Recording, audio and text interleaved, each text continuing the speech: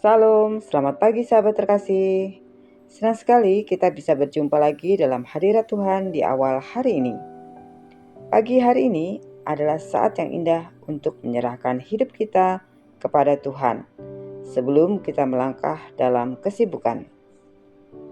Hari ini kita akan merenungkan firman Tuhan dari Yohanes 15 ayat 5. Akulah pokok anggur dan kamulah ranting-rantingnya. Barang siapa tinggal di dalam aku dan aku di dalam dia, ia berbuah banyak.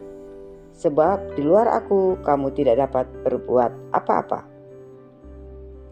Sahabat terkasih, Tuhan Yesus menggunakan gambaran pokok anggur untuk menjelaskan relasi kita dengan Dia. Pokok anggur adalah pusat kehidupan. Ranting hanya bisa hidup kalau tetap menempel. Ranting yang terlepas akan kering, retak, dan mati. Tuhan Yesus menegaskan, di luar aku, kamu tidak dapat berbuat apa-apa. Artinya, kita bisa sibuk bekerja, melayani, berusaha, tapi tanpa Kristus. Semua itu tidak punya makna kekal. Sebaliknya, bersama Kristus, hal-hal kecil sekalipun bisa berbuah besar. Sahabat terkasih, Tuhan Yesus berkata, Akulah pokok anggur yang benar, dan Bapakkulah pengusahanya. Ada bagian pemangkasan, ranting yang tidak berbuah dipotong, ranting yang berbuah dibersihkan, supaya lebih berbuah lagi. Proses pemangkasan sering tidak enak, bahkan menyakitkan, tapi itulah cara Allah membentuk kita agar semakin berbuah.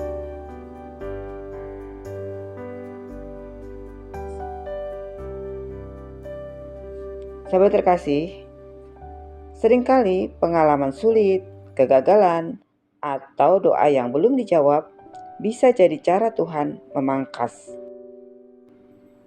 supaya kita semakin bersandar penuh kepadanya. Ada beberapa contoh dalam Alkitab. Yang pertama, Daniel. Meski di pembuangan, ia tetap melekat pada Tuhan lewat doa. Hasilnya, hikmatnya diakui, bahkan raja pun menghormatinya. Yang kedua, Daud. Hidupnya penuh pasang surut, tetapi ia selalu kembali melekat pada Tuhan. Dari gembala kecil, ia dipakai Tuhan jadi raja. Yang ketiga, Paulus. Dulu penganiaya jemaat, tapi setelah melekat pada Kristus, ia menjadi rasul besar yang mengubah sejarah iman. Ketiganya berbuah lebat bukan karena kekuatan mereka, tetapi karena melekat pada Allah. Sahabat terkasih, mari kita bayangkan handphone secanggih apapun, kalau tidak dicas, baterainya akan habis. Sama seperti kita, sehebat apapun kemampuan kita, tanpa terhubung dengan Kristus, kita akan cepat lelah dan mati secara rohani. Tetapi ketika kita dicolok ke sumber yang benar, yaitu Yesus, hidup kita penuh tenaga, penuh cahaya, dan berdampak pada orang lain. Sahabat terkasih, bagaimana cara kita tetap melekat pada Kristus? Yang pertama, lewat doa. Bukan hanya saat butuh, tetapi setiap waktu. Yang kedua, lewat firman. Renungkan firman setiap pagi, biarkan jadi arah hidup. Yang ketiga, lewat ketaatan. Bukan hanya mendengar, tetapi melakukan. Yang keempat, lewat persekutuan. Jangan jalan sendiri, tetaplah bersama saudara seiman. Sahabat terkasih, mari kita tanyakan pada diri sendiri. Apakah saya sedang kering rohani atau tetap segar karena melekat pada Kristus? Yang kedua, apakah saya mencoba hidup dengan kekuatan sendiri atau dengan kekuatan Tuhan? Yang ketiga, apakah hidup kita sudah berbuah atau masih kosong?